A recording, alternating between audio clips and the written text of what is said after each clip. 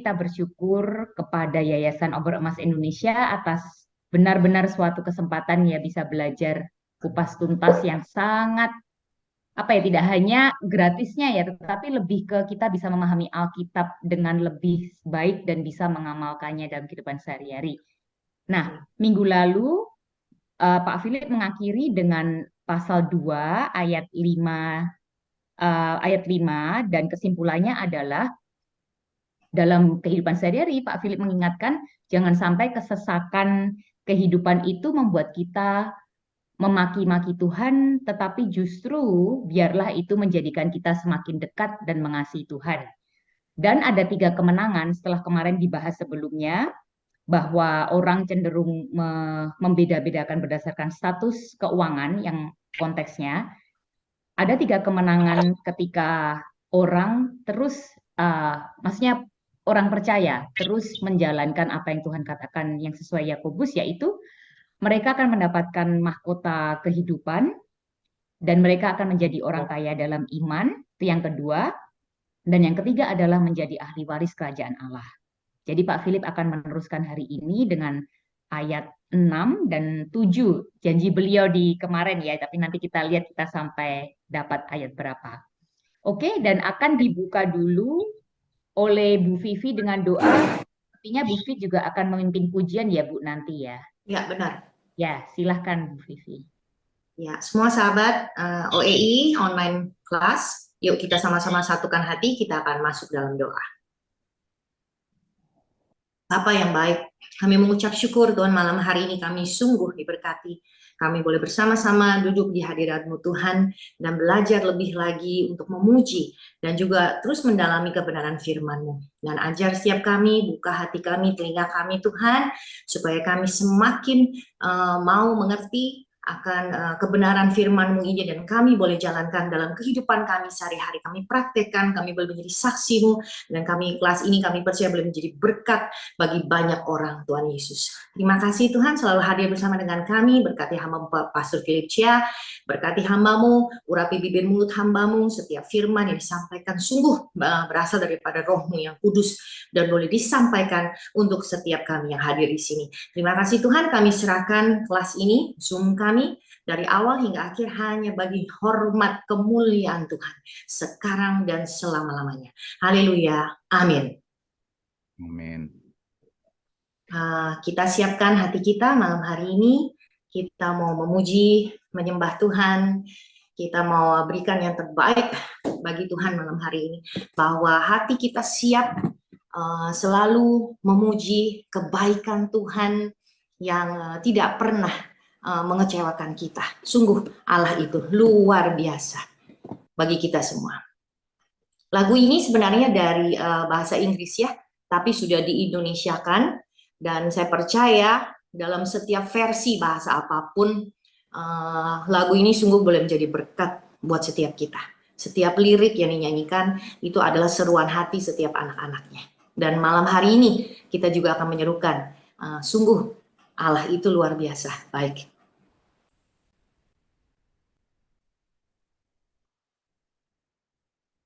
Ku cinta Kau, rahmat-Mu nyata bagiku, hidupku di dalam tangan-Mu.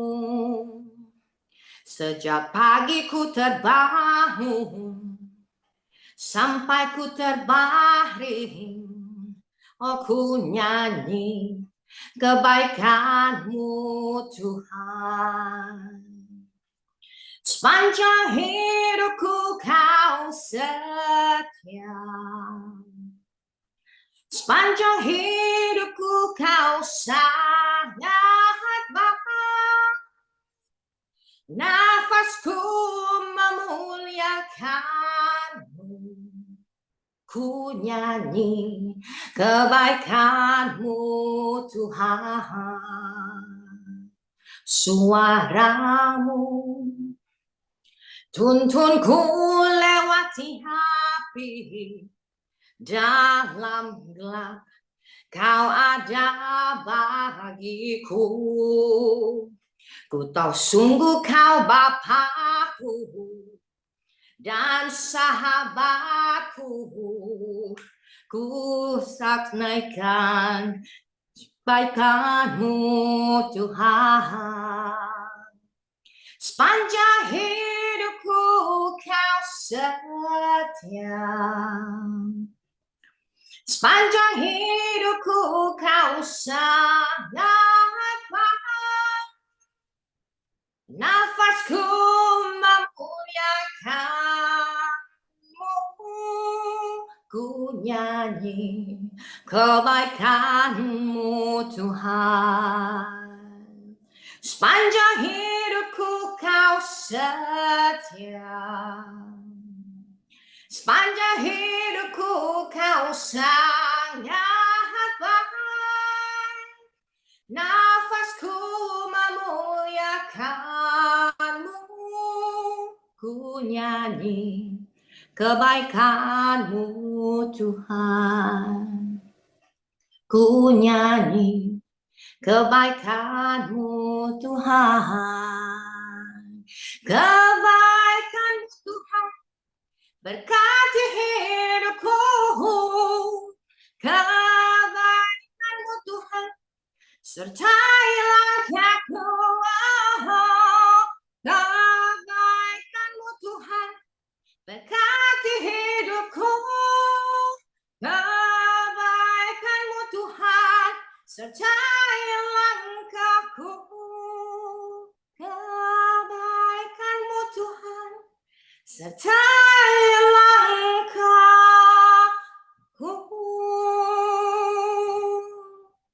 Haleluya. Praise for you, Lord. Amin. Puji Tuhan, terima kasih Ibu Vivi, sangat memberkati. Betul sekali liriknya sangat memberkati di berbagai bahasa apapun yang sudah saya dengarkan. Baik, terima kasih Pak Philip. Langsung saja diambil alih oleh Bapak dan kita menantikan pembelajaran firman Tuhan dari Bapak. Terima kasih. Iya, terima kasih. Mungkin sebelum kita mulai saya ingin ada beberapa hal sih. Jadi yang pertama adalah saya mengucap syukur atas doa Bapak Ibu. Jadi cicit saya sudah lepas 2 selang. Jadi besok direncanakan untuk lepas selang yang terakhir. Jadi dia masih pakai selang dan rencananya adalah besok selang terakhir. Jadi lepas. Kalau sudah dilepas, ya intinya ya sudah berhasil begitu, operasinya sudah berhasil. Ya, jadi tapi kita tetap akan terus pantau. Jadi sekali lagi terima kasih untuk dukungan Bapak Ibu selama 6 bulan, kurang lebih 6 bulan, begitu panjang Bapak Ibu. Ya, begitu panjang, bukan hanya cicit saya, tetapi juga satu keluarga juga terasa sulit, mengalami kesesakan, tapi juga saya bersyukur di tengah-tengah kesesakan kami, kita punya komunitas di sini. Kita punya komunitas yang bisa saling mendoakan, yang saling menguatkan, dan saling memotivasi. Jadi sekali lagi saya bersyukur atas komunitas ini. Komunitas ini seperti saudara, seperti keluarga. Meskipun kita berbeda latar belakang, berbeda pendidikan, berbeda budaya dan sebagainya, tetapi Tuhan mempersatukan kita. Sekali lagi saya bersyukur, dan juga kita tak lupa untuk beberapa hal. Yang pertama adalah kita tak lupa terus untuk mendoakan untuk Ibu Iin. Jadi saya mendengar sebagian kabar dari Ibu Iin, ya mungkin sebelum kita mulai kita bisa mendengarkan terlebih dahulu, kita nanti bisa habis mendengarkan cerita pergumulan dari Ibu Iin, kita serempak bersama-sama untuk mendoakan beliau. Jadi kita ingin sebelum kita mulai pembahasan, kita mendoakan saudari kita mendoakan ibu kita mendoakan keluarga kita, Ibu Iin. Dan kita sekali lagi kita akan bawa kepada Tuhan, dan sekali lagi nanti kita juga akan doakan buat Papua ya, karena Papua ada gempa, dan tapi meskipun ada gempa, kita bersyukur Pak Yan di Papua masih sempat hadir di sini. Jadi sekali lagi terima kasih Pak Yan bisa hadir, dan kita tak lupa mendoakan untuk Pak Rison, keluarga Pak Rison juga. Oke, mungkin saya persilakan. Ibu Iin silakan Bu, untuk sharingkan, untuk ceritakan apa yang Ibu alami, bagaimana Tuhan memimpin Ibu, menguatkan kami semua. Jadi sekali lagi Ibu, silakan Ibu. Ya, terima kasih Pak Philip. Shalom semuanya. Shalom, Bu. Satu sukacita yang besar kalau saya masih bisa ikut Bible study online dari Obor Mas Indonesia. Saya mau cerita dulu ya kenapa saya itu bisa divonis stadium 4A. Jadi tahun 2016 Pak Philip, sebenarnya saya sudah divonis TA tiroid. Saya dapat remisi sudah 5,5 tahun. Jadi di dalam 5,5 tahun ini saya kontrol dokter setiap dari sebulan sekali, 3 bulan sekali, 6 bulan sekali itu saya rutin. 6 bulan yang lalu sama kayak cicinya Pak Philip itu saya divonis ada metatase ke berbagai organ tubuh saya. Gitu. Jadi awalnya waktu saya divonis itu saya ambil darah dulu. Jadi ambil darah saya itu terakhir itu 815 itu dokter sudah bilang harus PET scan karena keadaan ekonomi saya hold gitu. Saya pikir ya udah pokoknya saya baik-baik aja gitu tanpa nggak ada yang aneh-aneh. Saya tetap minum obat dari dokter sambil menunggu uang yang dananya terkumpul. Ternyata dalam waktu 1 tahun dana itu tidak terkumpul. Setelah saya kebetulan pandemi waktu itu kan Juli 2022 itu hasil darah saya itu melonjak dari 815 itu batas bottomnya normal itu 77. Saya di 815 dokter sudah bilang ibu harus PET scan karena kami tidak tahu ada penyebarannya di mana gitu karena dananya kami terbatas. Jadi kami hold itu kurang lebih 1 tahun. Setelah terakhir kami kembali lagi ke dokter, diambillah darah. Dan mereka terkejut karena jumlah totalnya itu udah semakin berlipat kali ganda ya, jadi 23.640. Itu mereka ada saya dipakai 3 dokter, ada dokter bedah, ada dokter jantung, ada dokter nuklir. Itu tiga-tiganya sampai bingung gitu ngeliat saya kok baik-baik aja gitu, masih bisa berdiri gitu. Jadi waktu saya ambil hasil lab, orang labnya bilang, ini buat siapa Bu? Ini buat saya. Dia kaget loh. Ibu iya. Dari situ saya langsung, wah ini ada something wrong nih, 23.640.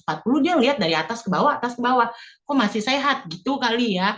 Saya juga nggak ngerti. Akhirnya saya ke dokter, dokternya sampai bilang sambil nunduk, Bu Iin, Pak Gunawan, ini tolong harus PET scan karena kami tidak bisa meraba-raba apa yang terjadi di tubuh ibu gitu. Jadi setelah itu bulan Juni saya ingat banget.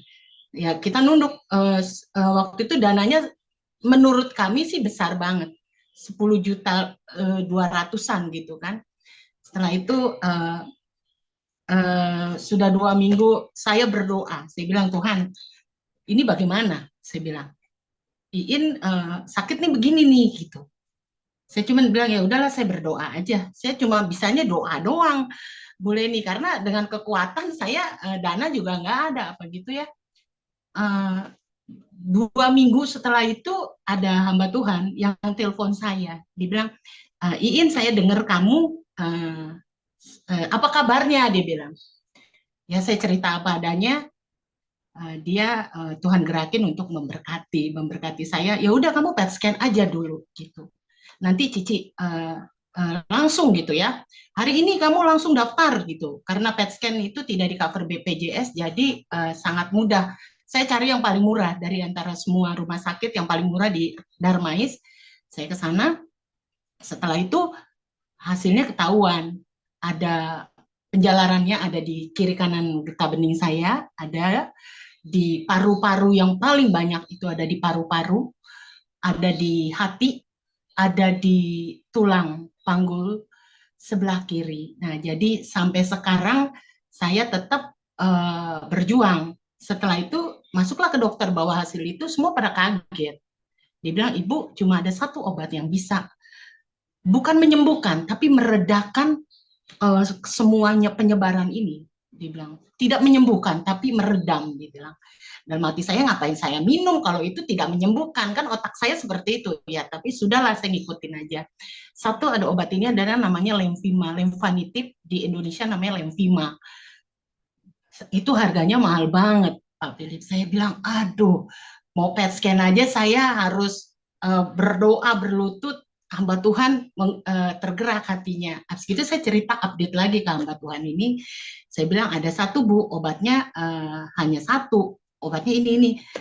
Saya juga saya juga apa yang saya ceritain itu,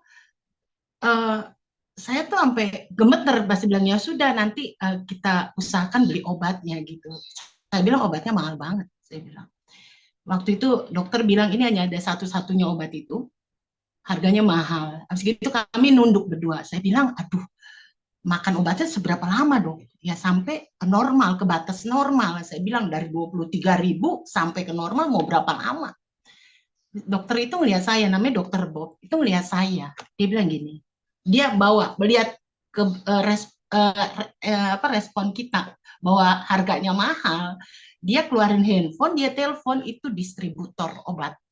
Dia bilang begini, Ibu, dia telepon namanya Bu Ati, dia bilang, Bu Ati tolong bantu ini pasien saya BPJS dapat diskon yang paling besar. Gitu. Di situ saya bilang, waduh, kalau bukan Tuhan yang gerakin, saya bilang nggak mungkin dokter mau ngasih sebegitu 65% hampir harganya di itu. Dia bilang, ini saya juga bingung Bu Iin, mulainya dari mana? Dia bilang, karena sebegitu serempak dia. Saya bilang gini, ya nama apapun nama sakitnya ada satu nama yang luar biasa yang bisa memulihkan saya. Dia cuma bilang amin. Yang nangis itu bukan saya Bu Leni, yang nangis suami saya. Karena dia bilang chance hidupnya berapa? Kalau saya nggak minum obat gimana? Sampai Desember itu saya menurut analisa dokter itu pakai kursi roda minimal Desember kemarin. Kalau enggak ya sudah katanya. Pak, tolong usahakan ya harus minum ini. Jadi saya setelah pulang saya diskusi sama Mbak Tuhan ini, keluarga Mbak Tuhan ini, mereka terbeban untuk menabur kami sampai beli obat sampai sekarang. Jadi progresnya itu luar biasa. Paru-paru saya itu batuk hampir 1 menit sekali batuk. Dari hari pertama saya minum obat itu 3 hari pertama batuk saya sembuh. Saya juga bingung dari 1 menit jadi 30 menit jadi 1 jam sampai sekarang. Tapi masih ngos-ngosan ngomongnya. Nah kalau Bu Leni lihat saya nggak ngos-ngosan ya ngomong udah nggak ada batuk. Setelah itu 2 minggu pertama sih minum obat itu mata saya bengkak. Kalau diperhatiin mata saya bengkak ini udah lumayan. Ini bengkak kayak kodok merah. Badan saya bengkak. Saya separuh dari kanan saya itu nggak bisa bergerak sama sekali. Itu karena obat itu keras sekali kata dokter. Jadi saya uber prakteknya itu dok. Kalau saya ada kenapa-napa praktek di tempat lain saya uberin. Iya boleh. Saya datang ke MRCC di situ. Dia cuma lihat memang responnya beda-beda. Waktu itu berat badan saya masih 62 kilo. Dibilang Bu Iin, ini obat dari luar negeri. Jadi dia waktu bikin simulasi obat ini untuk 70 kilo.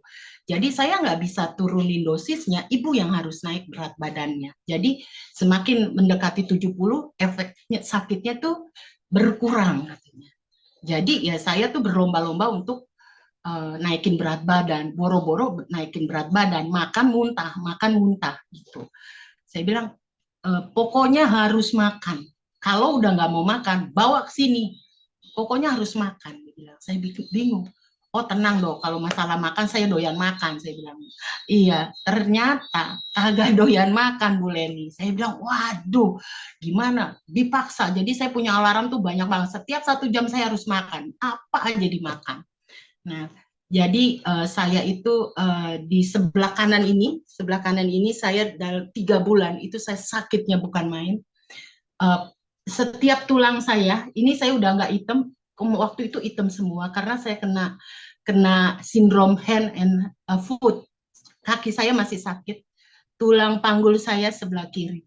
Saya bilang dok, ini bagaimana dok? Kalau semuanya saya nggak, dokter bilang satu-satu Bu diberesin. Jadi urgensinya saya cari.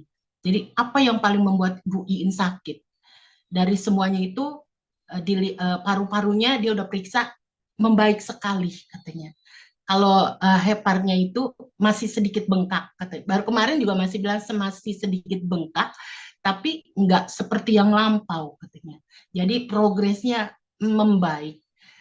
Saya bilang ini Tuhan, waktu minggu lalu Pak Philip khotbah itu 2 hari sebelumnya saya udah nyerah. Saya bilang ini Tuhan mau mati deh. Karena saya udah nggak kuat nih. Obat ini sangat menyiksa badan saya bilang. Begitu waduh, iya ya, saya harus bersyukur. Jadi banyak pasien yang minum nggak sekuat saya. Saya hari ini udah 199 hari minum obat. Dibandingin yang pasien, kebetulan pasien yang sama saya itu ada orang Kalimantan, itu udah didorong Bu Leni. Kemarin saya ketemu sama dia, didorong. Dia bilang, aduh kalau lihat bayi ini nih masih bisa jalan, masih bisa apa, dalam hati saya, dia belum tahu panggul saya sakit sekali gitu kan. Nah, jadi progresnya makin lama makin membaik, makin membaik. Uh, ya semua karena dukungan doa juga. Saya percaya ada kuasa Tuhan yang, ada tangan Tuhan yang mengikuti proses ini. Saya bilang, kalau kita, saya sih udah berserah, Tuhan, bagian saya ambil, kesakitan saya ambil, saya mau bersyukur aja. Saya bilang, jadi saya bilang saya mengerti benar. Makanya saya suka banget dengan ilustrasi yang gunung bawahnya gunung es itu. Saya bilang, yang penting saya berdamai dulu sama diri saya disembuhkan dulu dari sakit jiwa saya, intim saya dengan Tuhan dipulihkan dulu, baru semuanya ngikut. Jadi itu yang merema banget di Yakobus 1 ini.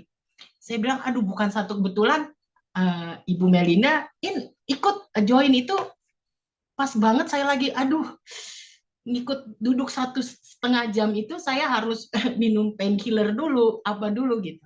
Jadi saya harus siapin.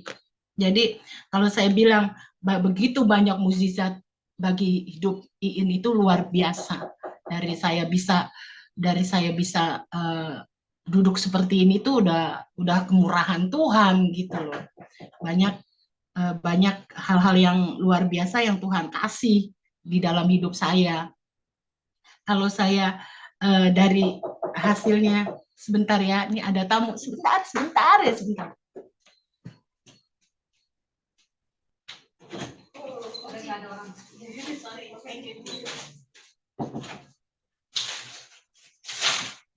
Maaf ya, maaf banget di rumah nggak ada orang. Tidak apa-apa, ya silakan. Ya, Ya. jadi dari Triroglobulin 23.640 sekarang sampai yang terakhir itu udah 4.000. Jadi dokter bilang biasanya turun tuh cuma kelipatan 6.000 gitu. Saya tuh dari 23.000 langsung ke 6.000 ke 4.000. Kemarin saya baru ambil hasil darah. Kalau dilihat sih saya udah bisa keringetan, saya udah bisa lari dikit itu. Dokter sampai senyum-senyum. Dia bilang gini, Ibu sembuh karena lemfima. Saya kaget. Saya bilang, itu karena obat yang didoain, Dok. Saya sampai ngomong begitu. Saya bilang, saya nggak bisa khotbah kayak kalian yang hebat begitu. Tapi saya bilang, ini karena obat lemfimanya. Didoain sama, dibeli sama doa, Dok. Saya bilang gitu. Seperti itu sih Bu Leni. Jadi dari sakit penyakit yang ada, kesembuhan demi kesembuhan terjadi memang. Tapi saya masih tetap berjuang karena mulai Senin besok saya harus sinar, karena di panggul saya itu saya tanya, dari semua urgensi yang ada di kanker tulang saya itu masih belum membaik. Jadi mereka fokus dulu di tulang, setelah itu baru selesai, baru fokus ke paru-paru saya, mau dilihat ulang lagi, karena paru-parunya dibilang sangat penting di paru-paru gitu. Jadi paru-parunya tidak terlalu urgensi, yang sekarang sih tulangnya, karena memang benar-benar 24 jam saya itu kayak sakit gigi, tapi adanya di tulang gitu aja sih. Itu kesaksian bahwa sungguh kalau mengandalkan Tuhan, sungguh kita nyender sama Tuhan gitu ya, itu mujizat pasti terjadi. Yang penting bagi hidup saya ini ada penyembuhan jiwa saya dulu. Bahwa saya penerima, saya suka berkata sama diri saya sendiri, ayo Iin, kita hari ini kita minum obat, berjuang. Jadi begitu. Jadi semuanya itu untuk kemuliaan nama Tuhan. Saya percaya kalau bukan Tuhan yang gerakin hamba-hamba Tuhan untuk menabur, mungkin saya udah sama kayak di kursi roda gitu. Yang puji Tuhannya, Bu Leni, baru kemarin saya cerita bahwa lemfima itu sangat mahal, bagi kami itu sangat mahal sekali. Tapi di bulan Maret, awal bulan Maret itu lemfima itu di cover BPJS. Saya nangis, ya saya bilang ini Tuhan, saya bilang puji Tuhan, haleluya. Dokter itu kan saya dokternya 3 tuh, 2 asisten, 1 dokter Bob. Dia ketawa, dok terima kasih ya dok ya. Saya bilang terima kasih. Aduh, dia bilang iya Bu, nanti saya bukakan 2 box ya bulan ini. Nanti di Maret kita ketemu dan itu sudah di cover BPJS. Jadi apa yang kita doakan, apa yang kita rasakan, kita gumuli, pasti ada hal yang baik untuk mendatangkan kebaikan bagi kita. Berharap itu aja. Itu aja sih. Terima kasih kesempatan saya bisa pada bingung kan, kok Iin didoain terus padahal bisa warawiri, bisa apa gitu, padahal saya bilang gini, Tuhan terima kasih kalau bukan karena kemurahan Tuhan, saya ada kekuatan karena Tuhan gitu. Di masa lemahnya sih ada juga, saya sampai sekarang nggak bisa tidur sebenarnya, tapi saya ganti dengan saya ikut menara Azusa Street itu kan 24 jam di gereja kami tuh ada, jadi ya kalau lagi iseng, lagi bete ya saya pasti arahnya ke situ aja. Seperti itu sih, saya alihin perasaan mengasihi diri saya ya ke doa aja gitu. Ya itu penghiburan saya menurut saya. Jadi memang sih Tuhan pasti hibur orang-orang yang berharap sama dia, itu udah pasti. Makanya saya bilang saya tidak ragukan Alkitab, tidak ragukan kuasa Tuhan, karena saya alamin sendiri. Pergumulan kita pasti ada jalan keluarnya. Tinggal tunggu aja waktunya. Itu aja. Terima kasih. Kalau enggak saya lama nanti data Pak Philip enggak kebagian. Iya, terima kasih. Terima kasih Ya. Bu Iin untuk kesaksiannya, begitu luar biasa. Jadi mungkin kita bisa minta dulu yuk kepada Pastor Lisan Manik untuk mendoakan terus Ibu Iin bersama dengan keluarga, mendoakan juga teman-teman kita yang di Papua, termasuk juga keluarganya Pak Rison sendiri. Silakan Pak Rison. Mari kita berdoa. Ya Allah yang hidup, kami bersyukur untuk kuasa kebenaran firman-Mu yang nyata dalam hidup setiap orang yang percaya. Kami bersyukur lewat Yayasan Obor Emas Indonesia, lewat Kupas Tuntas Kitab Yakobus, lewat hamba-Mu, Dr. Philip Chia, kami sangat diberkati, iman kami dibangkitkan, dan hidup kami semakin mengalami mujizat Tuhan. Kami bersyukur untuk hamba-Mu, Ibu Iin Setiawan yang banyak mengalami kuasa mujizat dan pertolongan Tuhan. Kami terus berdoa sampai dia tuntas disembuhkan Tuhan, sehingga imannya menjadi kesaksian yang hidup bagi keluarga, bagi suami, bahkan bagi orang-orang di sekitarnya. Biarlah nama Tuhan dimuliakan. Kami juga bersyukur untuk Clara, cicinya Bapak Philip yang sudah semakin ada progres yang luar biasa. Kami rindu supaya selangnya semua boleh dicabut dan beliau boleh sembuh karena kuasa dan mujizat Tuhan. Terima kasih Bapak juga untuk saudara kami yang ada di Papua, sekalipun ada goncangan, bencana alam gempa, kami rindu setiap orang-orang yang percaya dilindungi Tuhan dengan sempurna untuk menjadi kesaksian, sehingga banyak orang-orang saudara kami di Papua mau datang sungguh kepada Kristus.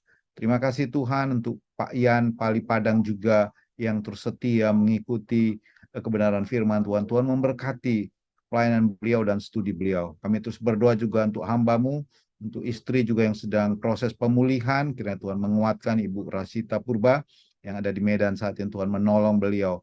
Bahkan hamba juga berdoa besok pagi akan ke Bandung, melihat mertua adik yang sedang pecah pembuluh darah, mertuanya perempuan, kiranya Tuhan menolong ketika hamba-Mu hadir menjadi berkat di sana. Hamba-Mu juga rindu selama di Jakarta ketemu dengan Bapak Philip Chia, dan boleh menjenguk kakaknya Clara. Bahkan kami berdoa untuk semua teman-teman kami yang sedang bergumul untuk disertasi, Tuhan menolong kami.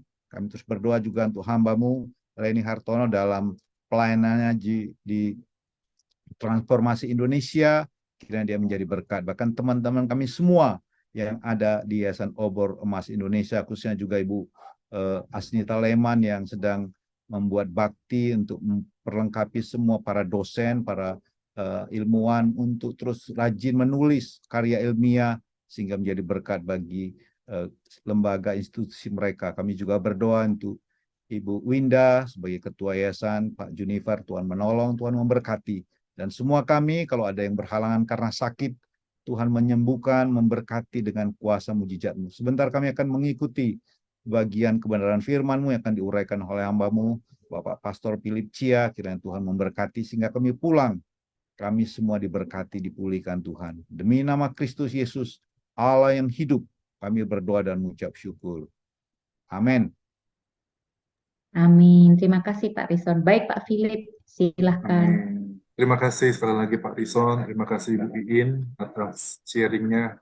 Tunggu memberkati. Nanti rencana ya, jadi ada rencana dari Ibu Melinda bersama dengan Yayasan Obor Emas Indonesia.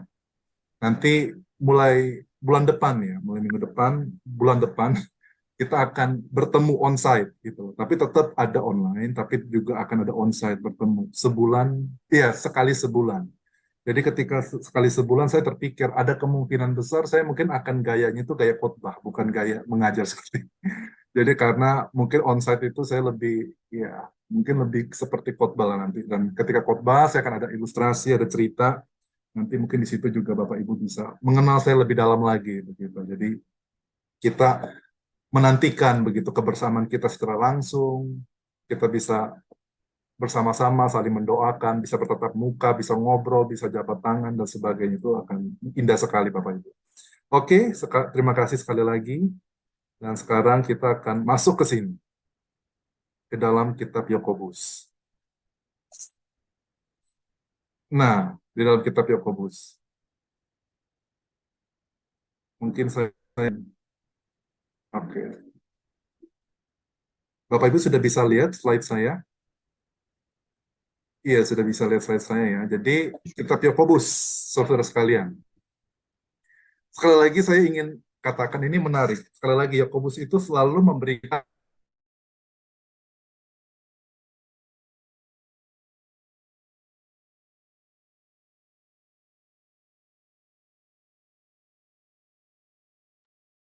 Ya, sepertinya terpental. iya, Oke, masuk betul, saya lagi terpental. sudah.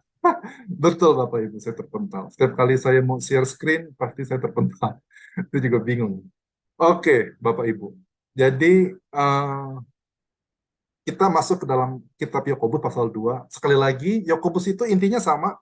Dia memberitakan kita, kemudian dia kasih tahu alasannya. Kenapa saya memerintahkan kalian? Dia kasih tahu alasan dia memerintahkan. Dia memberitahu alasan dia menasehati. Dia memberitahu alasan dia memotivasi kita untuk hidup dalam Tuhan. Dan di sini, alasannya ini sekali lagi saya review, itu menarik. Jadi sekali lagi ada 3 tim, betul ya Bapak Ibu ya. Minggu lalu kita sudah bahas, ada 3 tim. Pertama adalah tim yang kaya, yang kedua tim yang miskin, yang ketiga adalah tim penilai. Dan yang menariknya adalah Yakobus memberitahukan kepada jemaat, katakan, hey, kamu jangan pilih kasih, kamu jangan memandang muka, kamu itu jangan beda-bedakan orang. Kenapa? Karena ada 3 pilihan ini. Jadi menarik, dia ada 3 alasan ini. Ada 3 alasan, alasan dari orang kaya, alasan dari orang miskin, termasuk alasan tim penilai itu sendiri. Wah, ini menarik sekali lagi. Yakobus itu begitu luar biasa, begitu pintarnya. Nah, sekarang sebelum kita masuk ke ayat yang ke-6, ada ayat yang ke-5 yang kita masih belum selesaikan. Saudara sekalian, ada ayat yang ke-5 yang saya masih belum selesaikan, yaitu di sini. Nah, saudara sekalian, mungkin apakah saudara pernah bertanya? Ini kan bicara tentang orang miskin, ya kan? Dengarkanlah, saudara-saudaraku. Bukankah Tuhan, ya kan? Tidakkah Tuhan memilih orang-orang miskin menurut dunia, tetapi menjadi kaya di dalam iman? Dan apa saudara sekalian? Ibu Leni Hartono dan apa? Ahli waris dari Menjadi kerajaan. ahli waris, menjadi pewaris dalam kerajaan yang ia telah janjikan kepada mereka yang mengasihi dia. Nah, sekarang ada pertanyaan, kenapa di sini Yakobus bisa saja kan bilang, kaya di dalam iman, atau menjadi sahabat Allah, atau kaya di dalam iman, terus mengatakan upahnya besar di surga. Tapi kenapa dia harus menyampaikan mereka mesti dikasih tahu mereka adalah ahli waris. Orang-orang miskin ini ketika mereka mengandalkan Tuhan, Bapak Ibu ingat ya, ini dikatakan orang-orang miskin yang dikatakan Bapak Ibu yang menjadi kaya di dalam iman. Jadi ini bukan hanya orang miskin Tapi miskin iman juga, miskin jasmani, miskin rohani, bukan. Ini bukan yang seperti ini disampaikan oleh Yakobus. Jadi beda konteks. Di sini adalah yang miskin secara jasmani, tetapi mereka kaya dalam iman. Dan dikatakan mereka bukan hanya kaya dalam iman, tetapi mereka juga apa? Menjadi ahli waris. Pernahkah saudara-saudara berpikir, kenapa Yakobus harus menyebutkan ahli waris? Kenapa ya Bapak Ibu? Kenapa Yakobus harus menyebutkan ahli waris? Ada yang saudara sekalian ingin menyampaikan?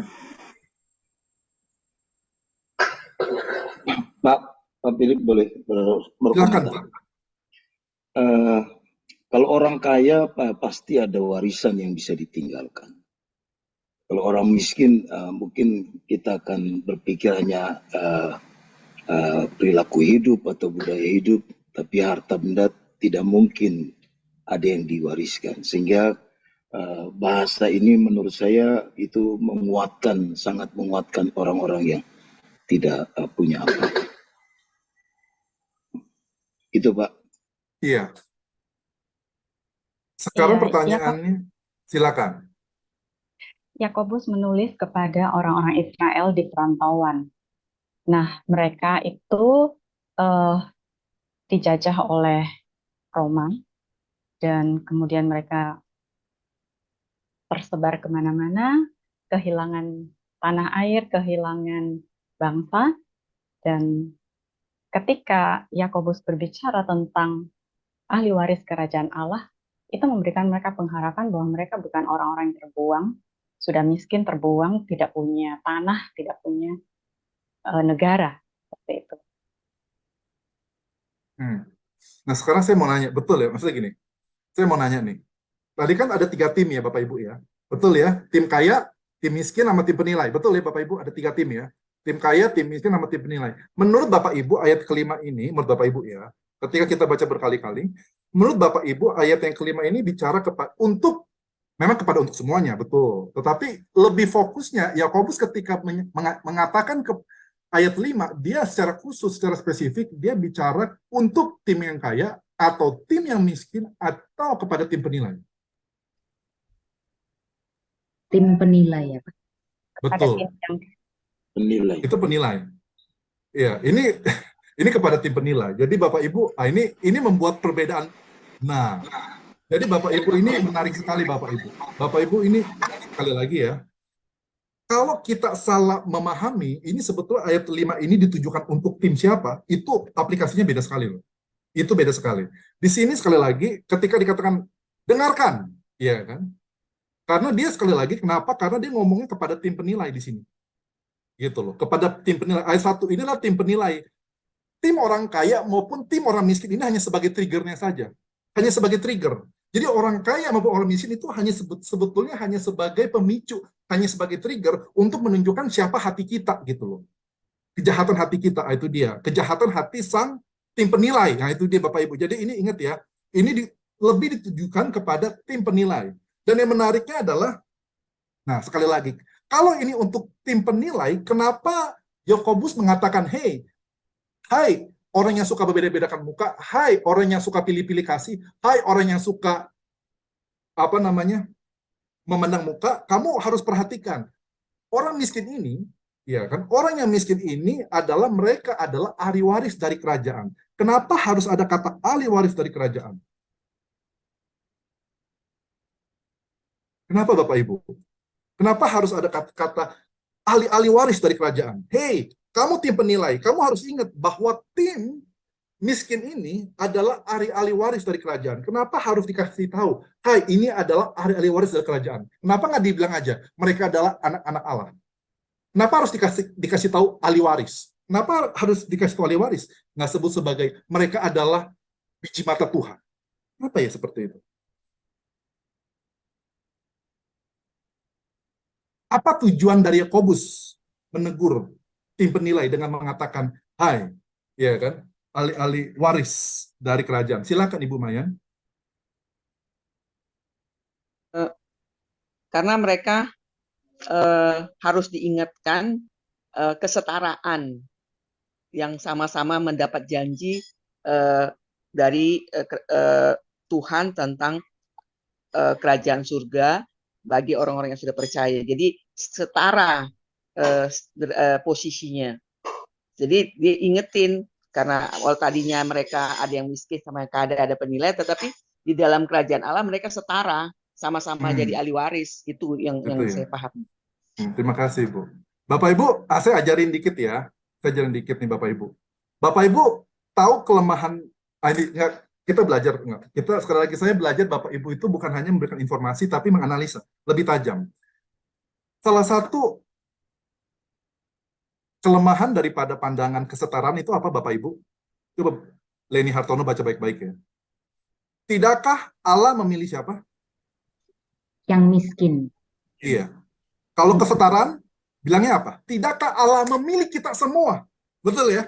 Bukankah Allah memilih kita semua? Baik kamu tim kaya, tim miskin maupun tim penilai. Kita itu sama dipilih Tuhan, betul kan? Tapi menariknya adalah sekali lagi, Yakobus tidak mengatakan bukankah Allah memilih kita semua? Enggak. Tapi dia mengatakan apa? Bukankah Allah memilih khusus spesifik yang miskin? Nah, itu dia. Jadi di sini dengan kata lain, teks kita tidak mengizinkan akan adanya pemahaman ini adalah kesetaraan gitu loh. Karena tidak disebutkan sebagai yang tidakkah Allah memilih kita semua, tapi hanya fokus kepada yang miskin saja. Oke, silakan. Mungkin Leni Hartono ingin menjawab. Saya coba ya Pak. Jadi karena kan di sini yang diagung-agungkan oleh penilai kan yang kaya. Padahal kekayaan yang diagungkan itu bukan kekayaan yang sebenarnya, kekayaan yang semu. Jadi sepertinya Yakobus ingin menekankan pertama tadi jawaban Pak Ishak sebenarnya jawaban pertama saya itu karena yang miskin biasanya kan tidak mendapatkan sebuah kekayaan atau warisan, tetapi plus di samping itu Yakobus ingin menekankan kalau kekayaan yang sejati itu ada kekayaan iman dan kekayaan sebagai ahli waris kerajaan.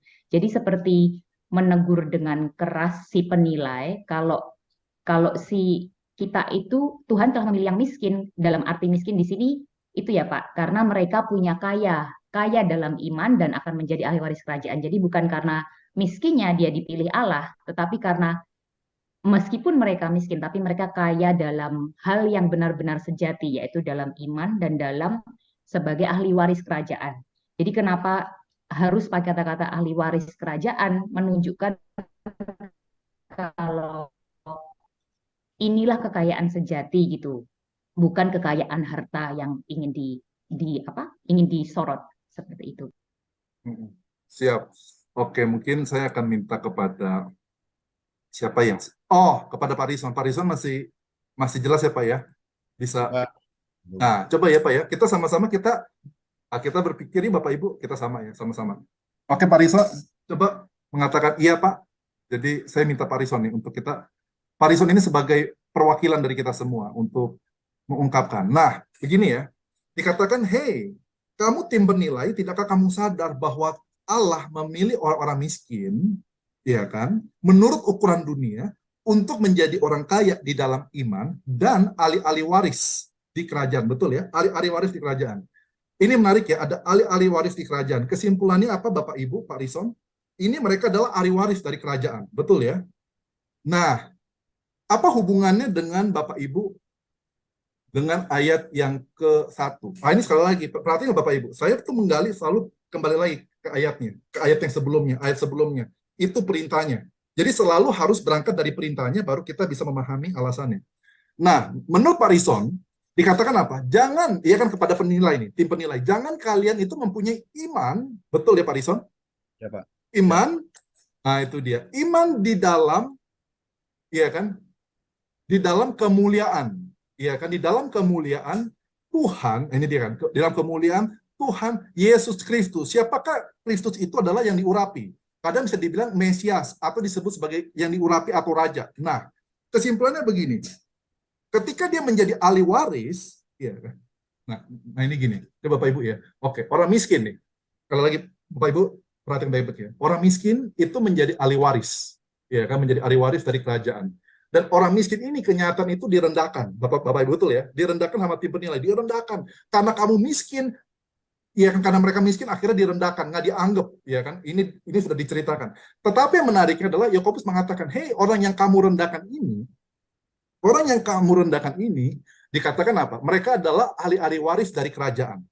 Nah, ketika ada ahli waris dari kerajaan, sebetulnya koneksinya apa? Dengan ayat yang ke-1 ini. Kemuliaan Tuhan Yesus Kristus. Kesimpulannya apa? Tuhan itu, Yesus itu, ini Bapak Ibu. Yesus itu dekat tuh sama orang miskin. Bapak Ibu perhatikan baik-baik. Ini dikatakan begini, hey, kenapa dia bisa mendapatkan warisan? Kenapa dia bisa mendapatkan, kenapa dia disebut, kenapa pertama dia bisa dapat warisan? Yang kedua, kenapa dia itu bisa statusnya itu menjadi anak? Bukan hanya menjadi anak, tapi menjadi ahli waris. Kenapa? Meskipun orang miskin. Karena apa Bapak Ibu? Karena dia dekat dengan Allah. Karena dia dekat dengan siapa? Yesus Kristus. Karena mereka nggak bisa memandang kekayaan. Mereka hanya di dalam kemiskinan mereka, di dalam kesesakan mereka, di dalam pergumulan mereka hanya lihat Yesus. Bapak Ibu seringkali sadar nggak Bapak Ibu? Kita itu kadang-kala kita itu bisa lihat Tuhan dengan lebih fokus ketika kita dalam pergumulan. Kalau kita di dalam kalau kita di dalam kemuliaan, kita di dalam berkat, kita itu di dalam kenikmatan, itu sangat sulit gitu untuk kita melihat Tuhan. Ini kayaknya sebagai apa ya?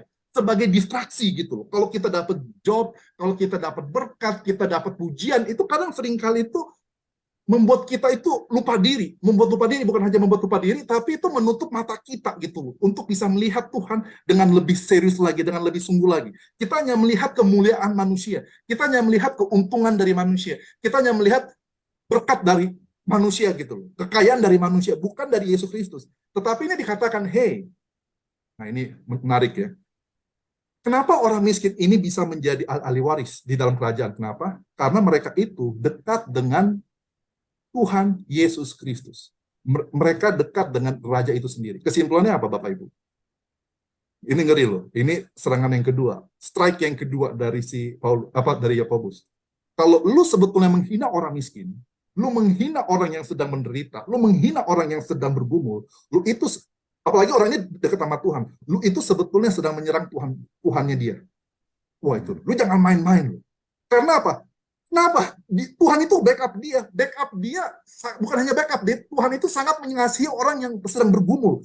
Saking mengasihinya, bukan hanya diangkat sebagai anak, tapi lebih, anak yang dapat ahli waris. Lu jangan main-main lu. Jadi Yakobus itu strike lagi yang kedua, strike lagi. Kamu itu jangan anggap rendah orang yang sedang bergumul. Kamu jangan anggap rendah orang yang miskin. Kamu jangan anggap rendah, mempermalukan orang yang sedang berjuang itu. Kamu jangan itu. Kenapa? Karena kalau kamu merendahkan dia, Tuhan itu yang kamu rendahkan, Tuhannya dia. Maka diperhatikan kan? Perhatikan Bapak Ibu. Bukankah Tuhan tidak memilih orang yang miskin? Bukan kita gitu kan? Bukan kita, tim kaya, tim miskin, tim penilai, enggak. Tapi khusus orang miskin. Kenapa spesifik ke tim miskin? Kenapa? Karena dikatakan apa? Tuhannya itu, Tuhan kita backup-nya ini. Membackup orang-orang miskin ini, orang-orang yang mengalami kesulitan, orang-orang yang mengalami pergumulan. Inilah mereka disebut sebagai ahli waris. Menariknya apa Bapak Ibu? Kita bukan hanya sebagai anak, kita itu dulu sebagai musuh Allah, tapi kita diselamatkan, kita menjadi hamba Tuhan. Kita bukan hanya sebagai hamba Tuhan melayani Tuhan, tapi kita menjadi sahabat Allah. Bukan hanya menjadi sahabat Allah, tapi kita diangkat menjadi anak Allah. Bukan hanya menjadi anak biasa, tapi kita juga dapat warisan. Bayangkan Bapak Ibu tuh. Luar biasa. Jadi Bapak Ibu dikatakan, hey, betapa spesialnya orang-orang miskin yang dekat dengan Tuhan. Betapa spesialnya di mata Tuhan, betapa spesialnya di hati Tuhan orang-orang yang bergumul ini gitu. Karena mereka yang menjadi ahli waris. Paling menariknya apa? Mereka yang menjadi ahli waris, mereka lo miskin. Bukan kamu tim penilai. Mantap. Menarik Bapak Ibu ya, bukan kamu tim penilai. Ini bagi saya strike kedua gitu Bapak Ibu, karena bahasanya begini kan. Ini dalam sekali gitu, karena sekali lagi harus dikaitkan, alasan-alasan ini harus dikembalikan lagi dengan perintah, kembali lagi dengan perintah gitu. Jadi kita bisa tahu gambaran besarnya. Begitu. Jadi ini kita bilang apa Bapak Ibu? Makro analisis. Betul ya Pak Rison ya? Pak Rison, Bu Leni sudah belajar apa itu makro analisis. Jadi itu berat kan? Yep. Jadi bukan hanya kita belajar mikro, detail-detail, tapi kita bagaimana mengaitkan dengan ayat-ayat sebelumnya, bagaimana kita bisa melihat gambar keseluruhan secara utuh. Nah ini dia Bapak Ibu. Sampai sini Bapak Ibu ada pertanyaan. Udah jelas ya, kenapa ini ahli waris? Karena apa? Tuhan bersama dengan mereka. Tuhan tidak bersama dengan kamu ketika kamu itu menghakimi. Tuhan itu tidak bersama dengan kamu ketika kamu menghina orang miskin. Tuhan berada di posisi orang miskin, bukan di posisi kamu. Jadi kalau kamu menghina mereka, kamu menghina Tuhan. Kalau kamu menghina Tuhan, wah, kamu akan kena hukuman, intinya begitu. Silakan Pak Roy. Pak Cia, saya sangat diberkati ya dengan penjelasan Bapak. Tapi mohon maaf agak sedikit ribut di sini ya karena ada biasalah di kafe.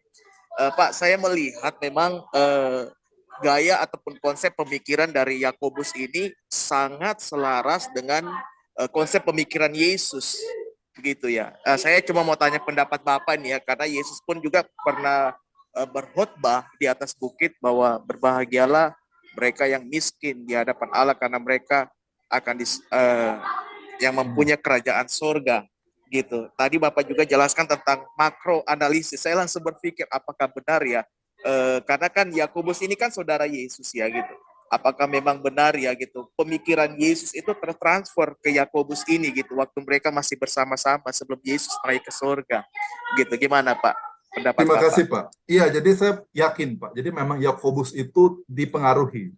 Bukan hanya Yakobus tapi juga Matius, Petrus, dan Yohanes itu dipengaruhi oleh oleh Yesus gitu, oleh Tuhan kita. Kok saya bilangnya jadi si Yesus? Oke. Oke Bapak Ibu. Jadi iya, terima kasih. Terima kasih Pak Roy. Terima kasih juga udah tetap semangat belajar meskipun di kafe. Banyak suara tapi tetap ya itu dia. Jadi Bapak Ibu enaknya kalau kita ikut Zoom ini adalah Bapak Ibu, saya kaget juga ternyata YouTube Yayasan Obor Emas Indonesia mungkin kalau Zoom kita digabungkan dengan YouTube mungkin kurang lebih ada 100 orang ya yang mendengarkan gitu. Tapi menariknya adalah sekali lagi saya lebih senang adalah ketika Bapak Ibu itu ikut di sini gitu. Karena Bapak Ibu ikut di sini di Zoom, Bapak Ibu bisa langsung bertanya. Kayak Pak Roy bisa bertanya, Bu Leni bisa bertanya. Jadi langsung enak gitu kan, langsung ada pertanyaan langsung bisa dijawab. Tapi kalau di YouTube ya nggak ada yang jawab. Mungkin Pak Rison. Oke, silakan Bu Leni. Iya Pak, singkat saja. Pertama betul sekali, saya waktu mendengarkan di YouTube karena kemarin minggu lalu berhalangan tuh beda Pak dengan ikut. Ikut itu lebih, pemahamannya lebih kuat gitu.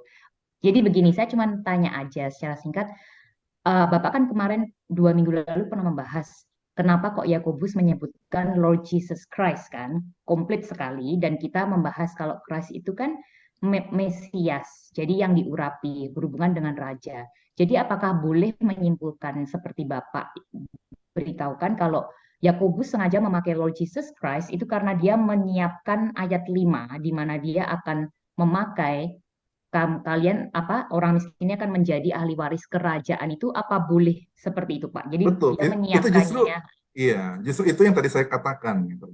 Ini sebetulnya ayat yang kelima itu kaitannya dengan ayat yang ke-1 gitu loh. Jadi kita nggak bisa pisahkan begitu ya kan. Intinya gini, kalau kita menyembah Tuhan, ini menarik ya Bapak Ibu ya.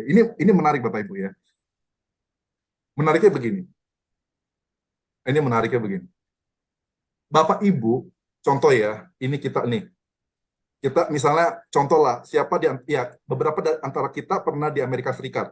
Seperti Ibu Leni, Ibu Vivi Pang, Ibu Melinda pernah di Amerika Serikat. Nah contoh, anaknya Ibu Vivi itu sekarang sedang di Amerika Serikat. Nah, anaknya Ibu Vivi ini betul orang Indonesia ya Bu ya? Betul kan? Warga negara Indonesia. Nah, jadi kalau bayangkan Bapak Ibu, kalau Ibu Vivi, anaknya itu warga negara Indonesia, terus kemudian ini contoh ilustrasi. Kalau misalnya dia di Amerika, dia berantem, dia atau berkelahi, pukul-pukulan, ya kan, sampai berdarah, sampai luka-luka dengan orang Amerika. Nah, apakah masalahnya hanya berhenti di situ? Enggak, kenapa? Karena itu pasti akan dibawa polisi. Dan itu nanti akan jadi permasalahan hubungan dua negara. Bagaimana ya kan Indonesia dengan Amerika Serikat?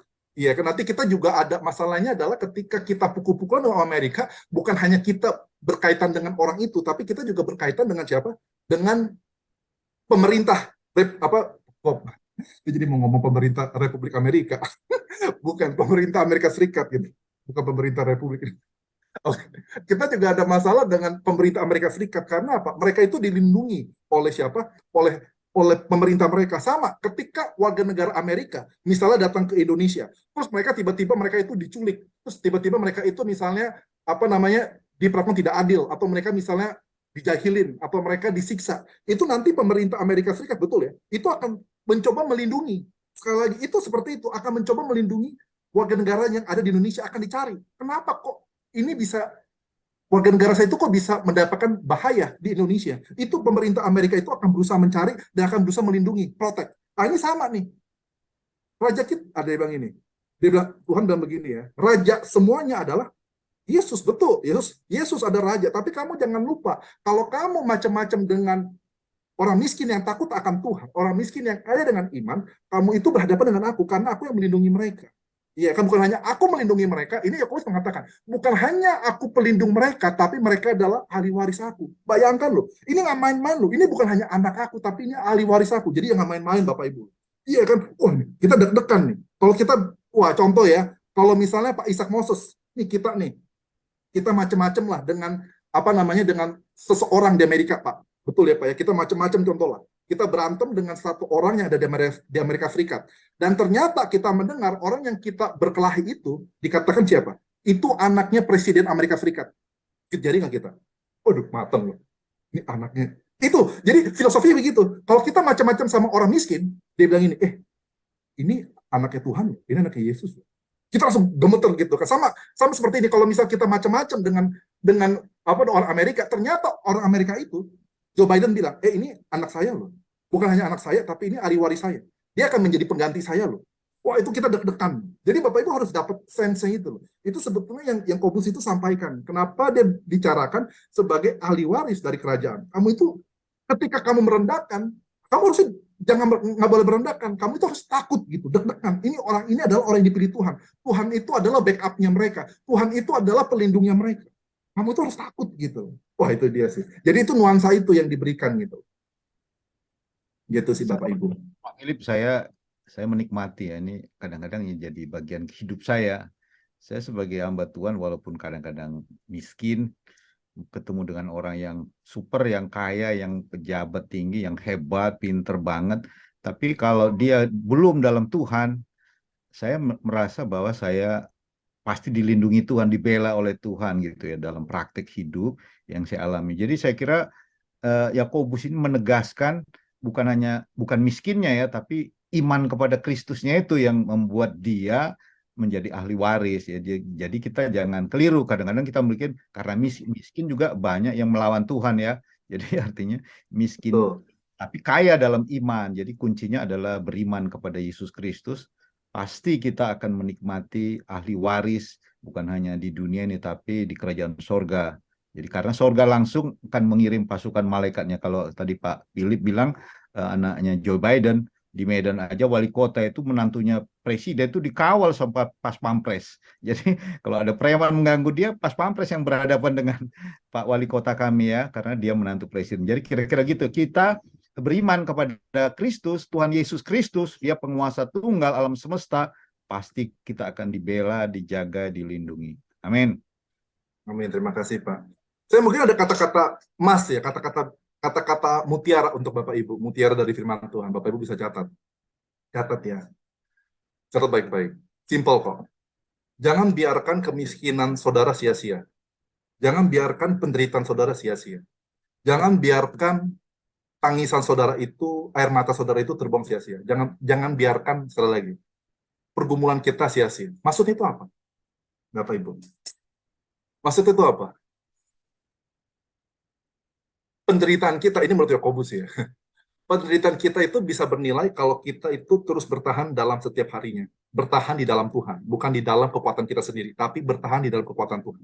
Jadi meskipun kita menderita, iya kan, meskipun kita menderita, tapi ketika kita berserah kepada Tuhan, kita mengandalkan Tuhan, kita berjuang di dalam Tuhan, dan berjuang dengan Tuhan, meskipun sakit, meskipun miskin, meskipun kacau balau, tetapi apa? Itu akan menjadi indah loh. Itu kita akan dapat upahnya. Jadi gini, jangan biarkan penderitaan kita itu sia-sia. Dengan cara apa? Ketika kita udah menderita, kita menyalahkan Tuhan. Udah menderita, kita bikin orang lain juga menderita, gitu kan? Kita udah bikin Tuhan menderita dengan tindakan kita. Ketika kita menderita, kita bikin orang lain juga menderita di saat kita menderita. Nah itu tuh. Seringkali banyak orang kayak gitu, nggak seneng gitu loh. Kalau orang lain itu senang ketika kita susah. Kita maunya kita susah, orang lain juga ikut susah. Satu dunia juga ikut susah. Enggak. Tapi intinya gini Bapak Ibu. Jangan biarkan penderitaan kita sia-sia, karena biarlah penderitaan kita ini itu menjadi uang. Maksudnya menjadi upah di surga gitu. Itu menjadi kekuatan bagi banyak orang, menjadi teladan buat banyak orang. Justru jangan sampai kita udah menderita, udah kita kacau balau, udah dihina, malahan dengan respon kita yang tidak berjuang bersama dengan Tuhan, berjuang di dalam Tuhan, akhirnya kita semakin dihina lagi. Ini orang Kristen kok di dalam penderitaan makin menyalahkan orang, makin menyalahkan Tuhan. Betul kan? Udah menderita tambah dihina lagi. Iya kan? Tapi biarlah jangan menyia-nyiakan penderitaan kita. Kita boleh aja menderita, tapi biarlah penderitaan itu merupakan kesempatan bagi kita untuk bagaimana kita bisa memuliakan Allah dan memberkati sesama. Jadi teladan gitu. Wah, ini dia kan. Ini bagaimana gitu. Kita itu bisa menjadi apa? Bisa menjadi ahli waris. Gimana di dalam penderitaan kita, di dalam kemiskinan kita bisa menjadi apa? Kaya di dalam iman. Nah, itu dia. Bagaimana itu dia? Jadi jangan biarkan kemiskinan kita itu sia-sia. Tapi biarlah kita boleh miskin secara jasmani, tetapi kita kaya. Bagaimana kemiskinan dalam dunia ini membuat kita itu, memancing kita itu menjadi supaya kita kaya di dalam iman. Iya kan? Bahkan menjadi ahli waris, ya kan? Ahli waris di dalam kerajaan. Jadi sekali lagi Bapak Ibu, jangan sia-siakan penderitaan yang Bapak Ibu, jadi sekali lagi, jangan sia-siakan penderitaan, kesesakan yang Tuhan izinkan di dalam Bapak Ibu. Jangan sia-siakan. Itu semua itu akan jadi nilai yang berharga.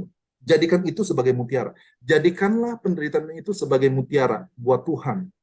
Persembahan buat Tuhan dan persembahan buat sesama. Nah, itu dia, Bapak Ibu. Jadi begitu Bapak Ibu ya. Jadi waktu itu saya sempat cerita juga, maksudnya sempat singkat cerita, sempat sharing juga dengan Ibu Mel. Saya mengatakan, di Amerika saya nggak ada mobil. Ya, Leni juga tahu kan. Saya itu nggak punya mobil Bapak Ibu. Di Amerika Serikat, saya itu nggak punya mobil. Kenapa? Mau menghemat Bapak Ibu. Jadi saya menghemat selama 8 tahun di Amerika nggak ada mobil. Bapak Ibu kalau di Amerika itu jauh-jauh gitu. Jadi kalau kita nggak ada mobil itu susah. Jadi apa yang saya lakukan? Akhirnya saya jalan kaki. Habis saya jalan kaki, bukan hanya jalan kaki, kadang kan kedinginan, ya kan, kadang kedinginan, kadang kehujanan. Kalau kedinginan itu bisa sampai minus 10 saya jalan kaki. Hampir 1 jam sekali jalan. Minus 10 derajat, pakai semuanya gitu, udah pakai jaket, udah pakai yang tebel, udah pakai 3 lapis, masih kedinginan, sampai saya bilang, Tuhan nih bagaimana ya. Terus singkat cerita, pas saya pulang ke Indonesia di tahun 2017, saya itu melayani persekutuan ibu-ibu. Ini ibu-ibu yang cukup mapan gitu, maksudnya ya bukan mapan sih, mereka yang sangat kaya gitu. Jadi mereka kasih saya angpau sebelum saya kembali ke Amerika Serikat. Ibu-ibu ini dari GKI, Gereja Kristen Indonesia gitu. Jadi mereka ngumpul minta saya bahas kitab Roma, seluruh kitab Roma saya bahas ayat per ayat selama 3 bulan maksudnya. Saya bahas ya, pertemuan seminggu berapa kali. Terus singkat cerita ketika saya mau pergi, mereka bilang, ini buat kamu uang. Berapa Bapak Ibu uangnya? 2.000 US dollar. Jadi 2.000 US dollar saya mikir, saya nggak mau beli mobil Bapak Ibu. Saya beli apa Bapak Ibu jadinya? Saya beli moped. Moped itu apa? Motor Bapak Ibu. Motornya berapa kalau nggak salah itu? Berapa ya? Saya lupa. 50 cc kalau nggak salah. Kalau motor 25 cc, 50 atau 25 cc itu nggak perlu ada asuransi. Jadi saya karena saya mahasiswa, saya terbatas, nggak dapat beasiswa dari siapapun, saya nggak dibantu oleh siapapun, jadi akhirnya saya mencoba kalkulasi. Saya saya beli moped gitu kan, bensinnya irit, lalu berikutnya yang kedua nggak usah pakai asuransi, tapi jalan itu lama gitu kan, gitu loh. Jadi badan besar, motornya kecil gitu loh. Jadi saya diketawain orang, apa sih? Jadi saya diketawain orang dan sebagainya. Tapi satu ketika ini dia, motor ini ternyata diambil orang, Pak. Ketika saya parkir di apartemen di depannya gitu loh. Besok paginya ketika saya bangun, motor itu hilang. Ternyata kayaknya motor itu digotong gitu loh, masuk ke dalam truk. Dan itu akhirnya saya sedih banget sih. Maksudnya saya merasa, Tuhan, saya beli motor ini dari berkat orang, sekarang hilang. Lalu berikutnya yang kedua, Tuhan, saya akhirnya harus kembali jalan kaki lagi. Tapi akhirnya di dalam saya harus kembali lagi jalan kaki, akhirnya saya ingat teman saya, Bapak Ibu bisa cek kok di internet, dia nggak apa-apa kok, dia ceritakan ke saya, Leni mungkin kenal, namanya Param ini orang India, dan dia mengatakan gini, yang membuat saya itu kuat ketika saya harus jalan kaki lagi, setelah sekian lama, karena Param mengatakan begini, dia dulu hamba Tuhan yang cukup terkenal, cukup oke lah di India, cukup punya finansial yang cukup oke, tapi ketika di Amerika Serikat, dia jadi miskin gitu, dan akhirnya dia kemana-mana harus jalan kaki, dia sampai nangis gitu, dia lihat ke Tuhan, dia lihat ke atas gitu loh, ke langit, dia bilang, Tuhan, kenapa aku harus jalan kaki jauh setiap hari, pulang pergi. Ya kan, pulang pergi bisa 1,5 jam tiap hari gitu kan. Tuhan, kenapa Tuhan hidup saya jadi seperti ini?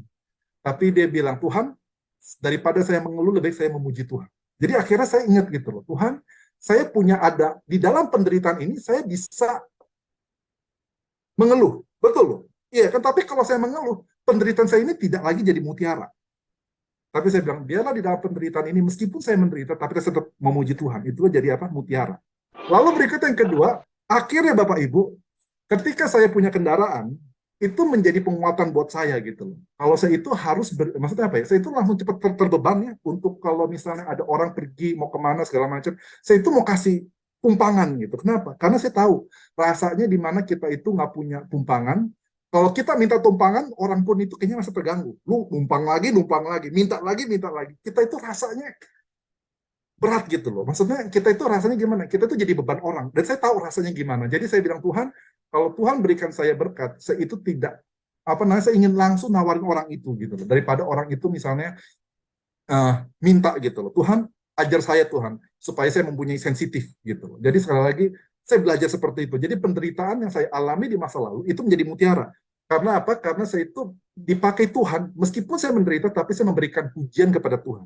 Biarlah pujian saya itu menjadi mutiara, dan itu menjadi komitmen juga buat saya, Tuhan, ketika ada orang yang seperti saya ingin memberkati dia. Gitu. Jadi mutiara. Jadi jangan sia-siakan penderitaan Bapak Ibu seperti ini. Jangan sia-siakan penderitaan Bapak Ibu. Hanya sekedar menderita. Tapi biarlah jadikan penderitaan Bapak Ibu itu sebagai persembahan untuk Tuhan dan sesama. Sekali lagi ya, jadikan persembahan. Apa ini? Pak ini punya banyak mobil. Ya, mobil orang maksudnya. mobil orang yang jadi driver nih. Iya, jadi sekali lagi, biarkanlah penderitaan kita itu menjadi persembahan untuk Tuhan dan sesama. Jadi jangan sia-siakan. Oke, Bapak Ibu, kita masuk ke dalam ayat yang ke-6, Bapak Ibu ya. Nah, ini yang terakhir nih. Jadi di sini bahas tentang diri sendiri. Iya kan? Tim penilai, alasannya dari tim penilai, ya kan? Ini argumentasinya atau alasannya dari tim yang miskin, di sini dari tim yang kaya. Nah, dikatakan, iya kan? Ayat yang ke-6. Tetapi, iya kan? Ini menarik, ada kata tetapi, Pak. Maksudnya apa? Iya kan? Ini maksudnya apa nih tetapi? Ini ada hubungan dengan ayat yang ke-9. Ini orang pilihan Tuhan loh. Ini ahli warisnya Tuhan loh. Ini pemilik kerajaan loh. Tapi, itu menarik. Tetapi kamu itu menghina, kamu itu tidak menghargai yang miskin. Padahal dia itu backupnya Tuhan, pelindungnya Tuhan. Tetapi kamu tidak menghargai. Wah itu dia. Wah itu tegas gitu Bapak Ibu ya. Ingat nih, orang yang dipilih Tuhan, orang yang menjadi kebanggaannya Tuhan, menjadi ahli warisnya. Tapi kok kamu, apa yang dicintai Tuhan, tapi kamu benci. Nah itu dia, menarik Bapak Ibu ya. Apa yang dicintai Tuhan, kita justru benci. Apa yang dicintai Tuhan, justru kita lawan. Nah ini dia. Apa yang dicintai Tuhan, justru kita tidak menghargai. Nah ini ada permasalahan. Ya kan? Tetapi, kalian tidak menghargai. Ya kan? Ada tidak menghargai. Menghargai siapa Bapak Ibu? Yang miskin, tim yang miskin. Nah ini kasih tahu nih, ada orang yang kaya. Dan ini masuk nih sekarang. Orang kaya, argumentasi orang kaya. Coba Leni terjemahkan ini. Dari kata ar sampai akhir. Tetapi ya oke.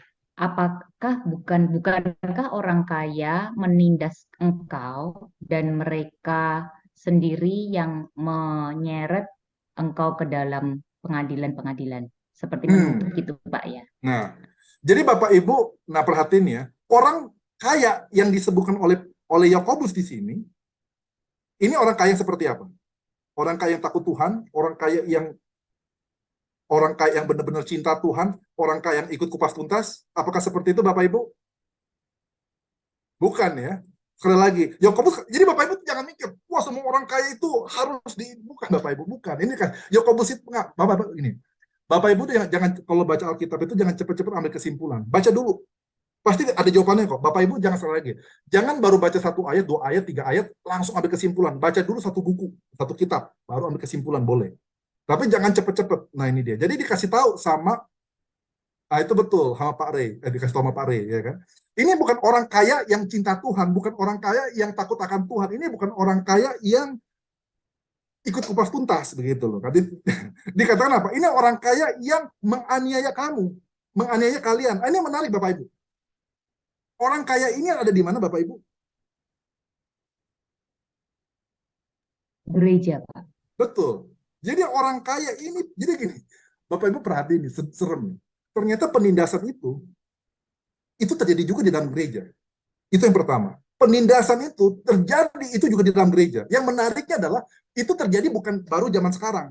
Itu terjadi sudah pada zaman Yesus, pada zaman Yakobus, 2000 lebih tahun yang lalu gitu. Itu sudah terjadi Bapak Ibu. Jadi penindasan di dalam gereja, ketidakadilan di dalam gereja, kejahatan di dalam gereja ini sudah terjadi dari ribuan tahun yang lalu. Bapak Ibu jadi jangan pikir, oh ini kok ada hamba Tuhan kok jahat sekali ya. Ini kok ada orang jahat, nampaknya ada orang kaya datang ke gereja, padahal ini orang kaya, ini orang gereja loh. Orang gereja pelayanan datang ke apa namanya? Kaya lagi kan. Jadi orang kaya datang ke gereja pelayanan jadi majelis juga, tapi masih ini menindas orang, masih jahatin orang, masih jahat aja gitu loh. Nah, ini terjadi Bapak Ibu ini. Ini terjadi Bapak Ibu ini dari ribuan tahun yang lalu Bapak Ibu. Jadi bukan hal yang baru. Penindasan ketidakadilan di dalam gereja itu bukan terjadi sekarang, itu bukan hal yang baru lah. Itu udah lama sekali dan itu dosa ketidakadilan di dalam gereja ini terus terjadi, terus turun menurun. Ini dosa turun menurun sampai sekarang. Bahkan sampai nanti 100 tahun yang depan gitu. Ini akan terus terjadi.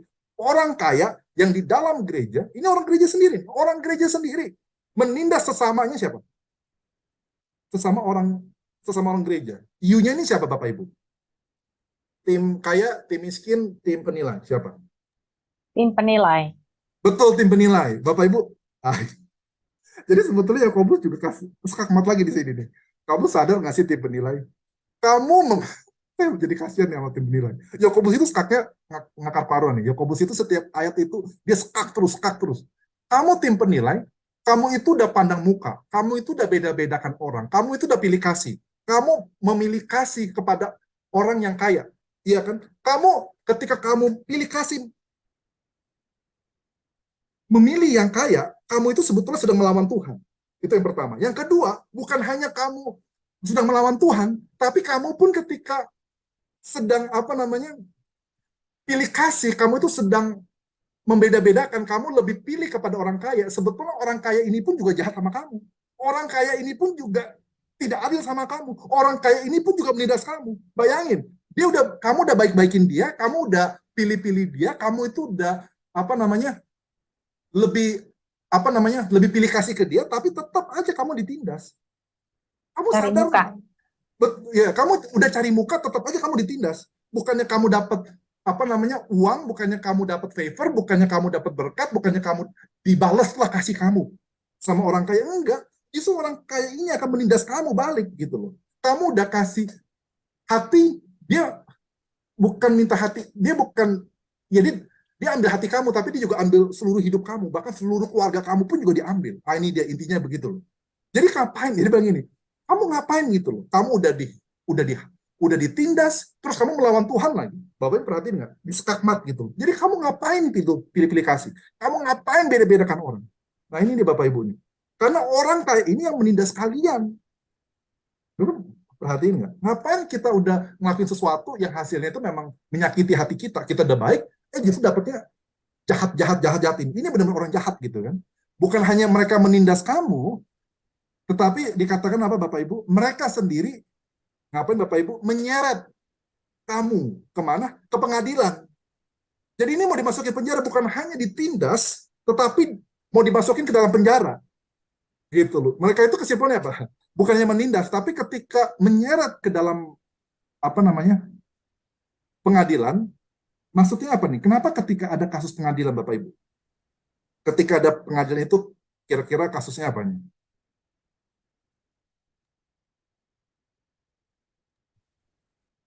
Apa Bapak Ibu? Kok ada pengadilan? Silakan Ibu Asnita. Kalau ada pengadilan nih, misalnya kayak orang miskin pinjam uang. Biasanya orang miskin pinjam uang, menggadaikan segala sesuatu, dan ketika tidak mampu bayar, dibawa ke pengadilan, harus jual anak, jadi budak, dan seterusnya. Mungkin seperti itu kasusnya. Jadi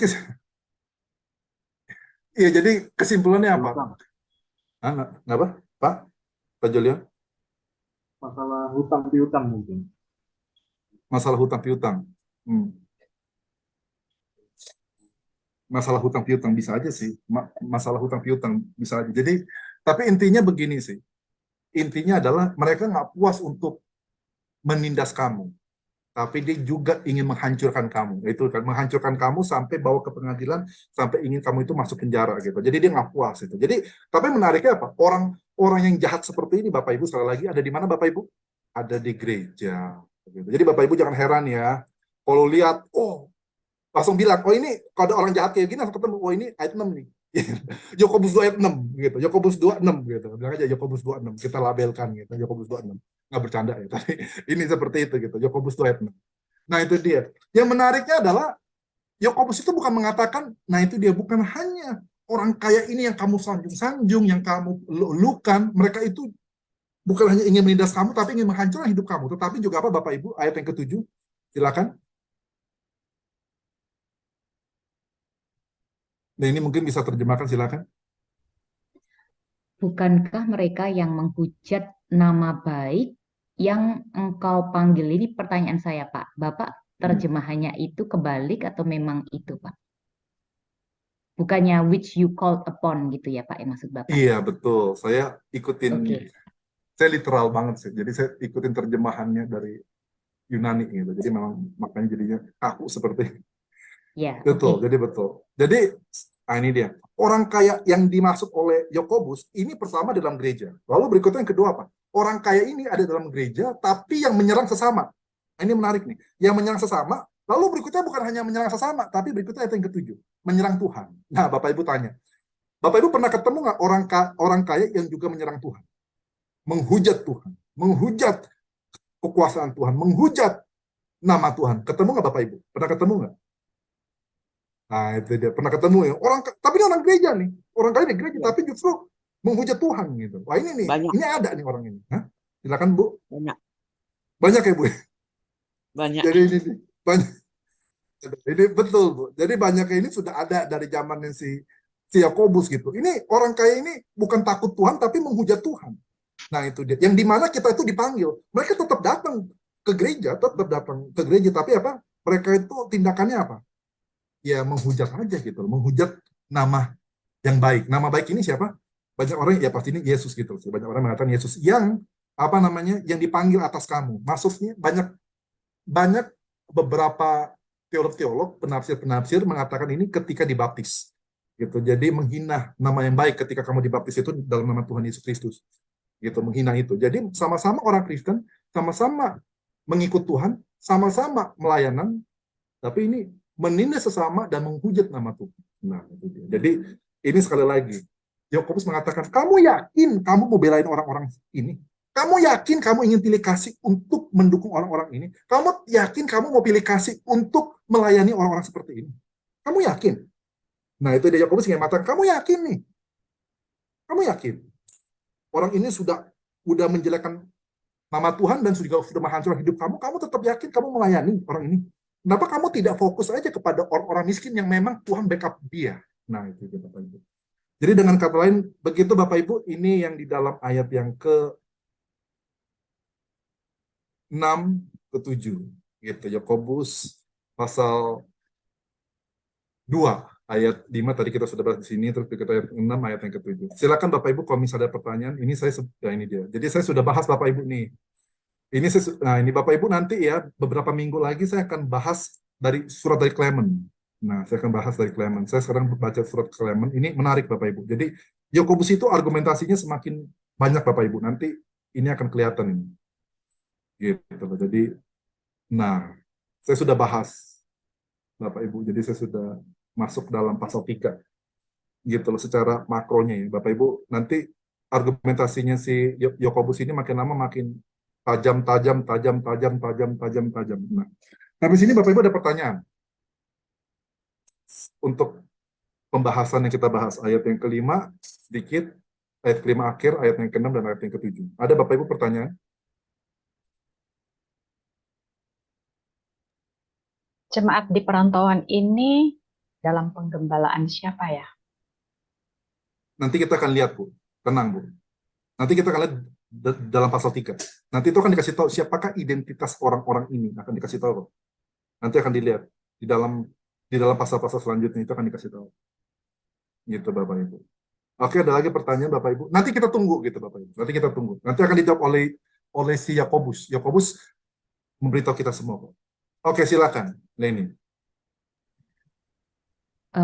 Iya Pak, tanya sebentar, itu the good name, tadi Bapak sudah jawab ya, itu namanya Tuhan Yesus. Maksudnya kalau saya membaca sendiri, misalnya tidak tahu the-nya ini mengacu ke mana itu di dalam konteksnya ini di mana Pak? Maksudnya secara tepatnya gitu. Apakah dari pasal 1 Selalu balikin, atau kalau Yakobus itu selalu oke. simple. Balikin ke, sekali lagi, ada alasannya. Alasan ini terjadi karena ada perintahnya. Ingat nggak? Dari pasal 1 selalu Yakobus mengatakan apa? Ada perintah, alasan. Jadi semua alasan itu, kalau kita ingin, ini deh, Yakobus menarik. Kalau kita ingin memahami perintah Yakobus dengan baik, harus juga lihat alasannya. Tapi kalau kita ingin memahami alasan Yakobus dengan baik, lihat lagi perintahnya. Nah itu dia, jadi saling connect. Jadi ini kan siapa good name itu? Lihat lagi. Ayat yang ke-1. Semua balik ke situ. Makanya kan saya kemarin dari ayat yang kedua, ayat yang ketiga, ayat yang kelima, ayat yang ke-7, perhatiin nggak? Saya selalu balik lagi ke sini. Ayat yang ke-1 selalu. Itu caranya. Caranya begitu. Jadi kita baca teks itu tidak terisolasi. Semuanya pada pisah-pisah semua gitu. Enggak. Jadi teks itu tidak saling terisolasi, tapi saling terkait. Saling membangun argumentasinya. Jadi itu semakin lama semakin dalam. Ya kan? Kayak tadi saya bilang ini. Ahli waris. Saya gabungkan dengan ini. Ayat 1 lagi. Kembali lagi ke perintahnya. Itu jadi lebih kaya gitu. Gitu. Oke? Sudah jelas? Oke. Silakan Pak Roy. Oke, silakan. Mungkin Pak Roy dulu. Ya. Ya, Pak, saya mau nanya ayat 12 sama ke 13. Nanti dijawab, Pak. Ayat 12, 13 nanti, Pak. Ini masih jauh, ya, Pak. okay. Kita belum ayat 8, 9, 10, 11. Tenang, Pak. Masih ada, Pak. Nanti kita bahas, Pak. Nanti saya akan bahas apa itu, hukum kebebasan. Terus saya bandingkan juga dengan Clement, 1 Clement 13. Jadi sekarang saya lagi baca Clement. Kitab itu Bapak-Bapak gereja ya. Salah satu dari Bapak-Bapak gereja saya baca gitu. Saya lagi baca. Untuk suka aja sih. Maksudnya enggak untuk melatih Yunani saya, bahasa Yunani saya. Jadi saya tidak baca Yunani bahasa Alkitab lagi. Tetap baca Alkitab, tapi saya karena saya udah baca Alkitab PB kita dari Yunani itu udah berkali-kali. Jadi saya oke, Tuhan, saya mau udah baca Septuaginta juga, PL juga udah. Oke, saya mau baca yang lain. Kita Bapak-Bapak gereja. Jadi saya memutuskan itu. Oke, ada lagi Bapak Ibu? Tadi saya mau bertanya mengenai masalah 3 komunitas ini, kaya, miskin, dan tim penilai. Kesimpulannya sebenarnya tim penilai ini adalah irisan bagian, ada orang kaya juga dan orang miskin juga yang justru juga menjadi tim penilai, atau itu golongan rabi-rabi, guru-guru agama yang ditujukan, Yakobus menunjukkan teguran ini karena mereka lebih cenderung untuk menjadi tim penilai. Kira-kira komunitas tim penilai ini siapa lebih banyak siapa? Apakah para orang kaya dan orang miskin itu sendiri, mereka diantaranya juga saling menilai seperti itu sehingga itu menjadi satu diagram Venn atau irisan, atau lebih ke arah yaitu orang-orang Farisi, guru-guru agama, pemuka-pemuka. Menurut Pak Philip bagaimana? Nanti kita lihat ya, di dalam ayat yang ke-23, ayat 25. Perhatiin ya, kenapa Yakobus itu kok sering banget kutip Alkitab untuk argumentasinya. Terus berikutnya, ayat 21, dikutip lagi. Iya kan? Terus berikutnya, itu dia. Terus dia bahas lagi, ada teologianya. Dari segi teologi. Nanti, sebetulnya dari situ udah kelihatan sih. Tapi nanti aja dulu. Nanti Yakobus itu akan kasih tahu ini sebetulnya itu sedang bicara kepada siapa sih, lebih kepada siapa gitu. Itu ketahuan semua kok nanti. Gitu. Ya kan ketika dia ada hukum yang membebaskan, ini seperti apa sih? Begitu. Nanti akan ada semua kok. Ya kan, lalu berikutnya ada dia bahas tentang Alkitab lagi kan. Dari Alkitab bahas tentang Torah. Nah, itu sebetulnya udah tahu sih. Jadi Bapak Ibu tenang. Jadi gini, Alkitab itu sebetulnya simple, Bapak Ibu. Alkitab itu adalah caranya begini. Saya baca dari Dr. Gentry sih. Saya kaget gitu loh ketika dia ngomong begini. Tapi saya pikir benar juga ya. Simple, rumus memahami Alkitab itu cuma dua. Yang pertama adalah baca sampai selesai. Jadi bacanya itu kalau pasal 1, baca sampai selesai, pasal 5 Yakobus. Itu yang pertama. Yang kedua adalah, ini kata Jedu. Kalau kamu masih nggak ngerti, ulang lagi, baca lagi sampai kamu ngerti. Baca lagi semua, pasal 1, pasal 5, pasal... Dan itu nanti akan ketemu, oh iya seperti ini. Jadi jawabannya cuma dua. Yang pertama, baca sampai selesai. Yang kedua, baca berulang-ulang, cuma dua. Selesai dan berulang-ulang. Nanti kita akan ketahuan. Nanti saya akan kasih tahu kok. Gitu, saya kasih tahu. Saya kasih tahu lebih detail. Terima kasih Bapak Ibu. Ada lagi pertanyaan?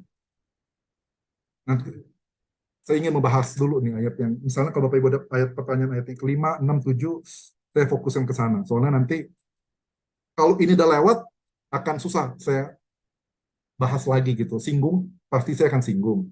Pasti bersambungan, tapi bahas secara mendetail enggak. Jadi saya tidak ingin Bapak Ibu maju terlalu jauh sehingga melupakan di sini gitu. Nanti karena ini kita tidak akan bahas mendalam lagi.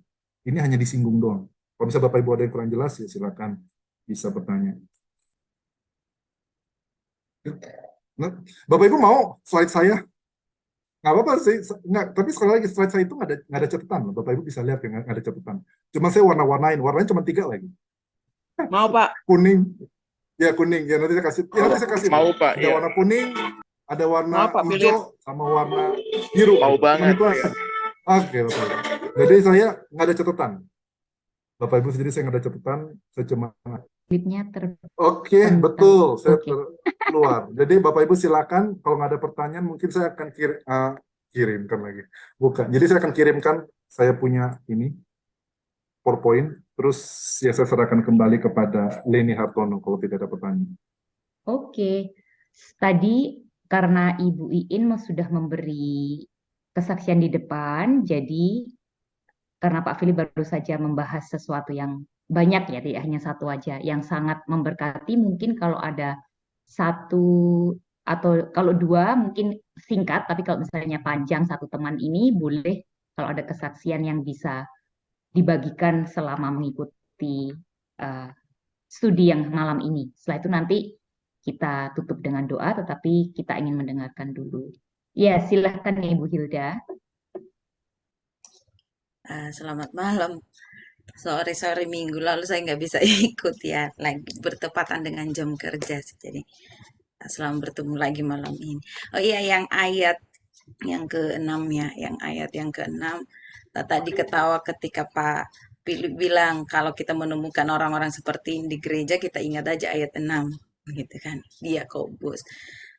Sangat memberkati sih. Sebenarnya udah membaca berulang-ulang, tetapi ketika kita bahas lagi malam ini diingatkan kembali ya. 1 minggu ini saya itu pelayanan di Gereja Nias yang ada di Jakarta, dan saya itu full pelayanan dan 1 minggu ini merasakan apa sih namanya, kelelahan sendiri gitu kan, kelelahan sendiri.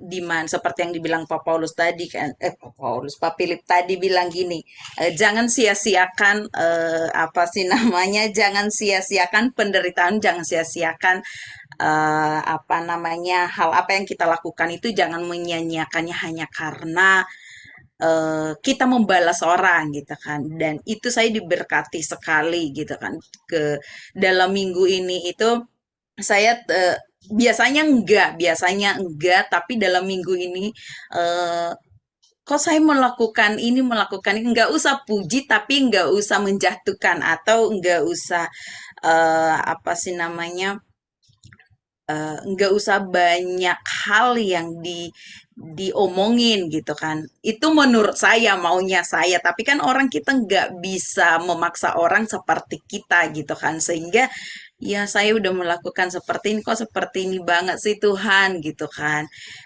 Orang pakai alasan gini kan, kamu pelayan gitu kan, ya terima dong gitu.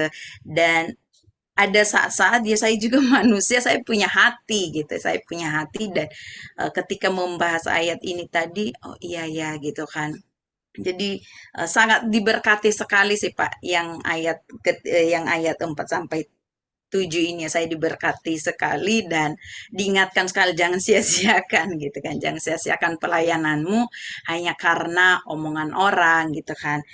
Hanya karena perkataan orang sia-sia apa yang telah kita lakukan karena apa bedanya gitu kan kalau kita membalas itu. Jadi wow, sebelum saya pelayanan hari Minggu, terima kasih untuk Pak Philip untuk pembahasan hari ini sangat diberkati sih. Terima kasih. Terima Oke. kasih Ibu. Ya, terima kasih. Pak Philip mau ada komen tentang Bu Hilda? Memang begitu, Bu. Jadi memang Ya, oke. ini ya maksudnya jadi saya mungkin komennya adalah benar, Bu. Justru tantangan terbesar ini salah satu tantangan terbesar ya. Bahkan ini kadang-kadang tantangan terbesar itu bukan di luar gereja tapi di dalam gereja sih. Itu memang menyedihkan. Ada penindasan di dalam gereja, ada justru ketidakadilan dalam gereja. Nah itu dia, Bu.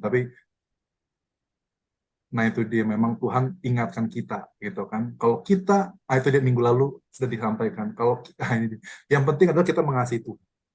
Tuhan, meskipun aku sakit gitu, tapi Tuhan aku tetap ingin mencintai Tuhan di dalam kesakitan aku. Kadang begitu. Nah contoh satu sisi yang saya bersyukur ini adalah ketika saya sudah menikah. Maksudnya menikah itu, maksudnya dalam arti begini Bapak Ibu.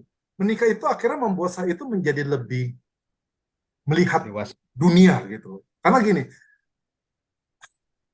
mencintai pasangan, lembut kepada pasangan ketika kita sudah terburu-buru, banyak masalah, harus ngerjain ini, ada deadline, itu berat Bapak Ibu ya. Mau sabar itu kayaknya nggak bisa. Apalagi saya kemarin dengar, saya baru pertama kali dengar sedikit ya, saya ngomong di YouTube, waduh saya kaget, ini kok cepet banget.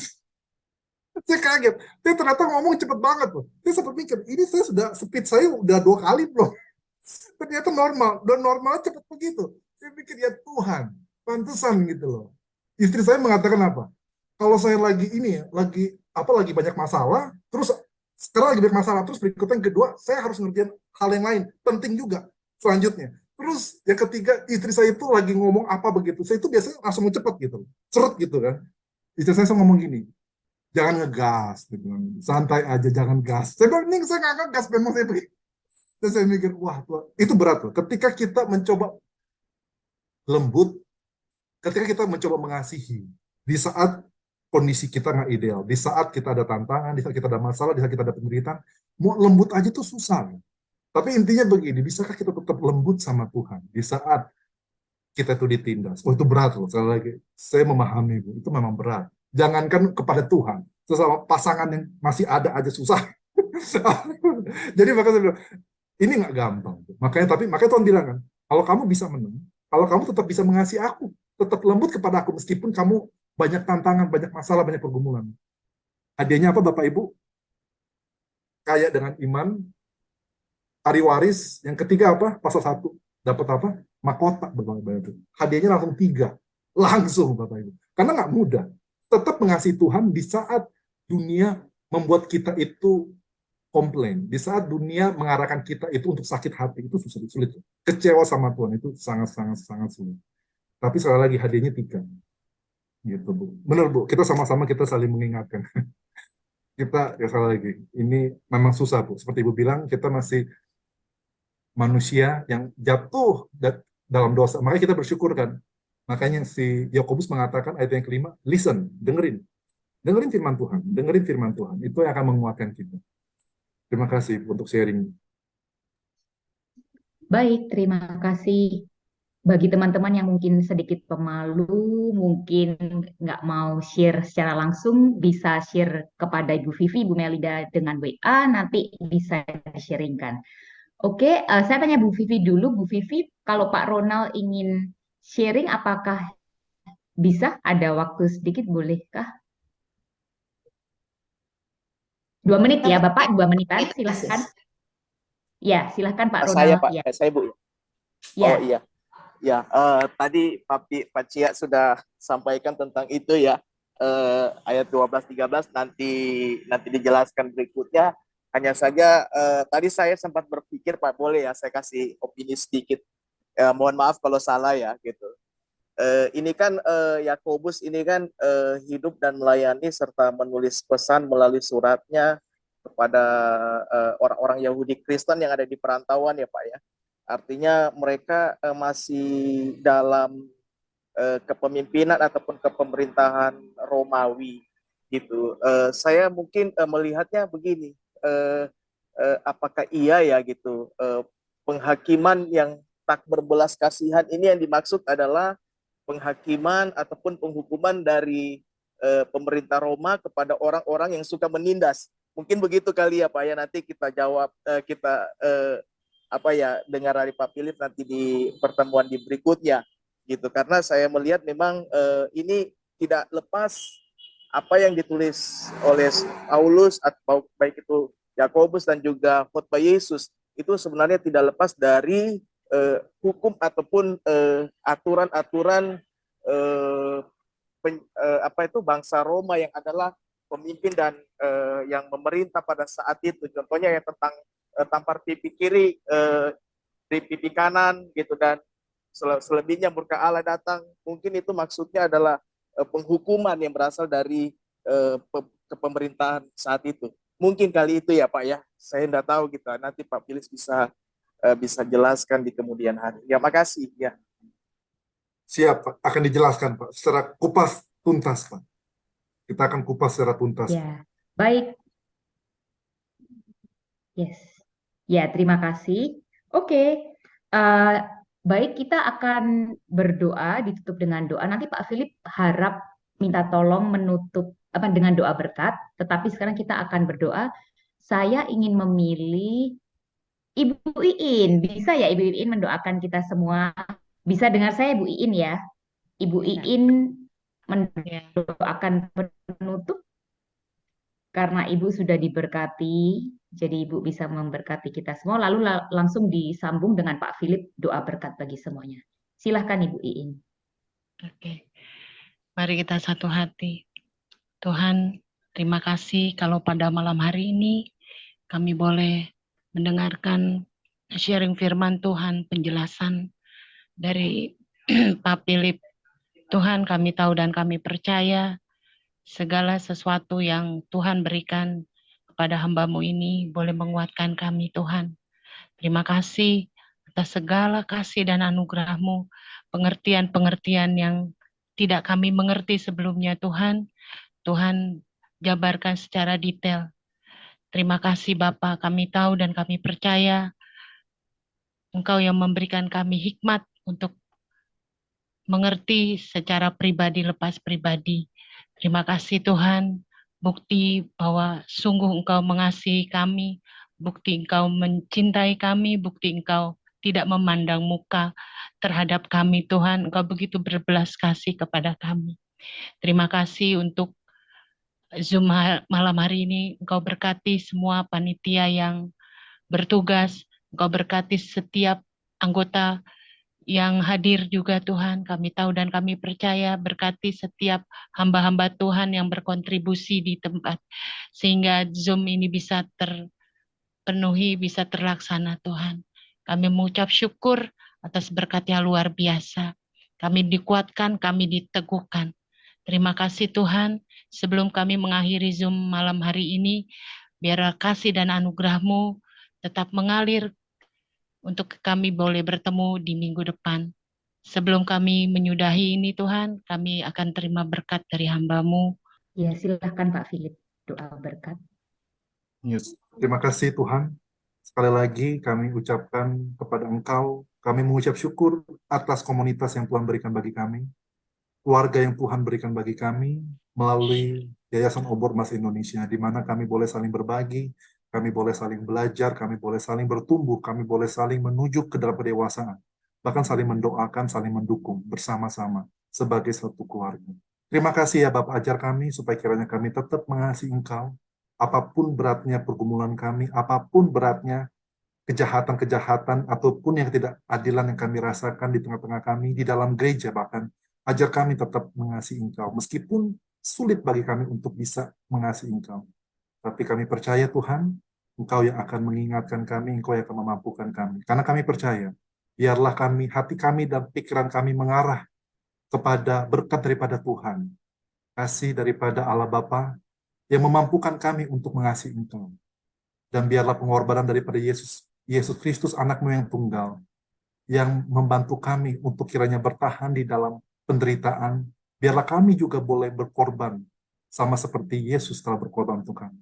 Dan penyertaan daripada Roh Kudus senantiasa menuntun kami, apapun juga aktivitas kami, bagaimanapun beratnya keadaan kami, dimanapun kami berada. Penyertaan daripada Allah Tritunggal selalu senantiasa bersama dengan kami, bersama dengan pasangan kami, bersama dengan keluarga kami dan anak-anak kami. Hanya di dalam nama Tuhan Kristus kami sudah berdoa dan mengucap syukur padamu. Amin.